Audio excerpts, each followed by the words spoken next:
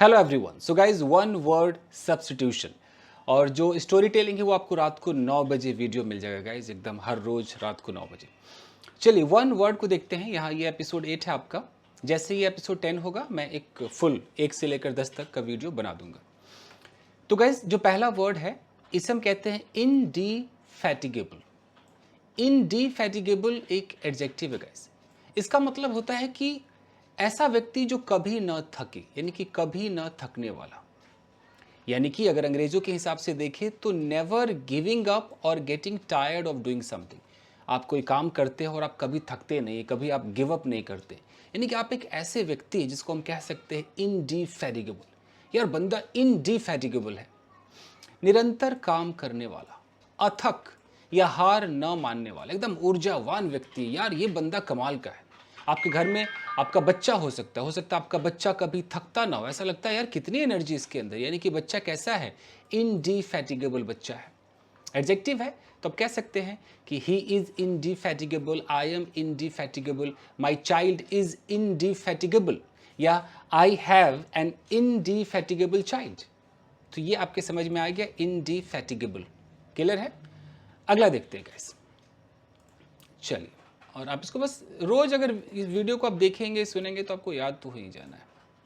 अब कभी भी कोई ना थकने वाला व्यक्ति होगा तो आप इनडीफैटिगेबल कह सकते हैं। एनीवेज, दूसरा है, अगर 90 साल का कोई व्यक्ति हो तो उसे हम क्या बोलेंगे? 80 साल वाले को तो ऑक्टोजेनेरियन कहते हैं, 90 साल वाले को बोलते हैं नॉनाजेनेरियन। नॉनाजेनेरियन नॉनाजेनेरियन नॉनाजेनेरियन का मतलब एक ऐसा व्यक्ति जो कि 90 साल का हो गया, अभी 100 का नहीं हुआ है, 90 से लेकर 99 के अंदर में है, 99 तक मान लेते हैं, तो उसको बोलते हैं नॉनाजेनेरियन। ना उन्हें कह सकते हैं कि a person who is between 90 and 99 years old, वो नॉनाजेनेरियन कहलाता है।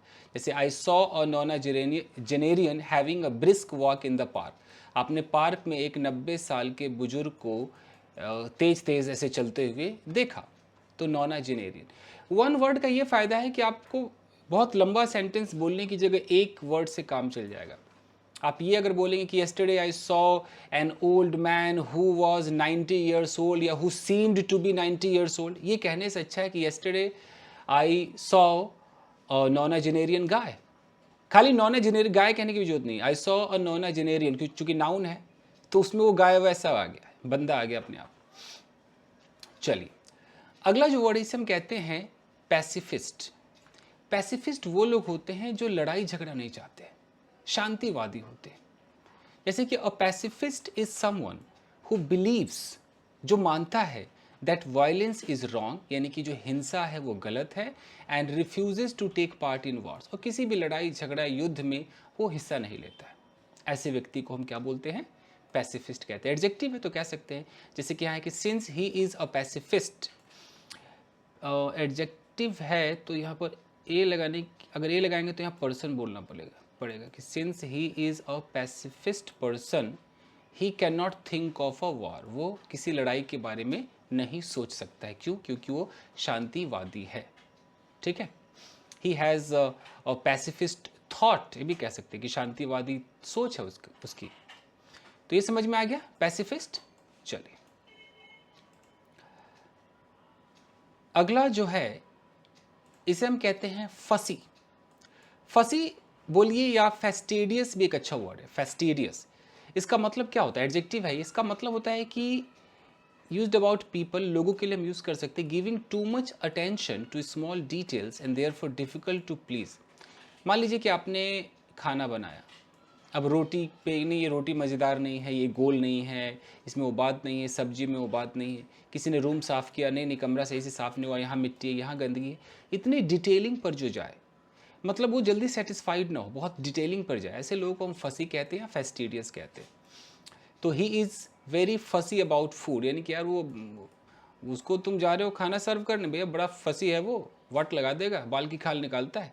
तो ऐसे व्यक्ति को हम फसी कहते हैं, या फेस्टिडियस भी आप कह सकते हैं। ओके, कुछ भी, कि आप कह सकते हो you know my mother in law is fussy, whenever I clean the room she comes and says dust is there, you have not clean from here, what are you doing, clean it. So fussy मतलब कि बहुत detailing पे जो काम करे, जल्दी satisfied नहीं होगा। ठीक है, अगला है डिप्सोमैनियक।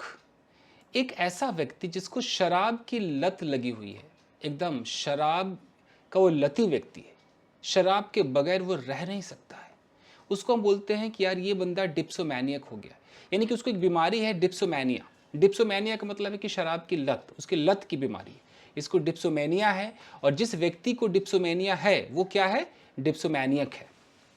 तो any person who has an uncontrollable and recurring urge to drink alcohol, वो कंट्रोल नहीं कर सकता है, बार बार उसका मन करता है कि यार मैं शराब पीऊँ शराब पीऊँ, ऐसा व्यक्ति क्या कहलाता है, डिप्सोमैनियक कहलाता है, यानी कि उसको डिप्सोमैनिया हो गया है।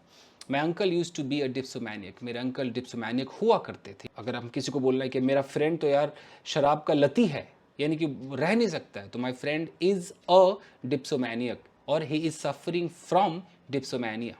ठीक है जी। तो चलिए गैस, यही है आपके 5 वर्ड्स। अगर आप चाहें तो इसका स्क्रीनशॉट ले सकते हैं गैस, ले लीजिए। चलिए ओके, तो बस आज के लिए इतना ही, मिलते हैं अगले वीडियो में। Till then take care, keep practising and have fun. Thank you guys.